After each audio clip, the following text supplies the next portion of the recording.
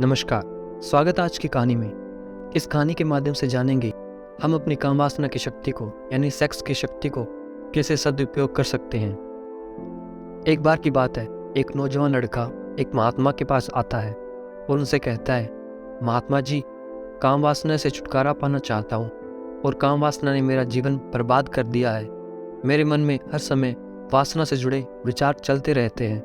मैं जितना ब्रह्मचर्य का पालन करना चाहता हूँ उतना ही ज़्यादा काम वासना में लिप्त होता जाता हूँ। मैं अपनी नज़रों में छोटा होता जा रहा हूँ और मुझे खुद से ही घृणा होती जा रही है। अब मैं क्या करूँ?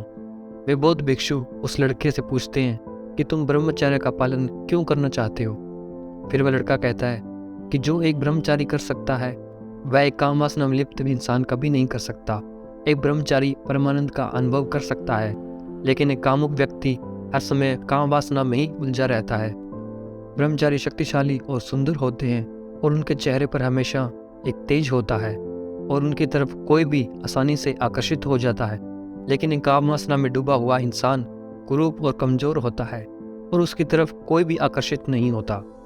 उसके बाद वह बौद्ध भिक्षु उस लड़के से पूछते हैं कि बलवान शरीर और सुंदर रूप से तुम्हें क्या लाभ मिलेगा? क्या तुम लोगों को अपनी तरफ आकर्षित करना चाहते हो? वह लड़का उन बौद्ध भिक्षु से कहता है कि महात्मन, अब आपसे क्या छुपाना, मैं एक लड़की से प्रेम करता हूँ, परंतु वह लड़की मुझसे प्रेम नहीं करती क्योंकि मैं दुबला पतला हूँ और मेरा रंग सांवला है और मैं बिल्कुल भी आकर्षक नहीं दिखता। मैं चाहता हूँ कि वो मुझसे प्रेम करे और इसलिए मैं ब्रह्मचर्य का पालन करना चाहता हूँ। फिर वे बौद्ध भिक्षु उस लड़के से कहते हैं, क्या तुम खुद से प्रेम करते हो? वह लड़का उन बौद्ध भिक्षु से कहता है कि महात्मन, यदि सच बताऊँ तो मैं खुद से प्रेम नहीं करता। फिर वे महात्मन कहते हैं, जब तुम खुद से प्रेम नहीं कर सकते तो तुम किसी दूसरे व्यक्ति से प्रेम की उम्मीद कैसे कर सकते हो? इसलिए सबसे पहले तुम्हें खुद से प्रेम करना होगा। इस प्रकृति से तुम्हें जो मिला है उसे प्रेम के साथ स्वीकारना होगा। तुम जैसे भी हो अपने को स्वीकारो, तभी तुमसे कोई प्रेम कर सकेगा। और रही बात ब्रह्मचर्य के पालन की, तो ब्रह्मचर्य का पालन करना बहुत ही आसान है अगर तुम्हारा उद्देश्य ठीक है तो। अगर कोई व्यक्ति काम वासना के लिए ही काम वासना से ऊपर उठना चाहता है तो ये संभव नहीं है। अर्थात तुम अगर किसी लड़की के लिए ब्रह्मचर्य का पालन करना चाहते हो तो तुम कभी भी ब्रह्मचर्य का पालन नहीं कर पाओगे, क्योंकि मनुष्य जिसे प्रेम कहता है उसकी जड़ में काम वासना ही छुपी होती है। वो पुरुष ऊपर ऊपर से कह सकता है कि मैं तुम्हारी चिंता करता हूँ, मैं तुम्हें अपने शरीर का आधा हिस्सा मानता हूँ और मैं तुम्हें निस्वार्थ भाव से प्रेम करता हूँ। ठीक वैसे ही स्त्री ऊपर ऊपर से कह सकती है कि मैं तुम्हारी चिंता करती हूँ और तुम्हें निस्वार्थ भाव से प्रेम करती हूँ, लेकिन दोनों के अंदर गहराई में मिलन की इच्छा छिपी होती है। और इसमें कुछ बुरा नहीं है क्योंकि यह पूरी तरह से प्राकृतिक है और प्रकृति ने ही मनुष्य को ऐसा बनाया है।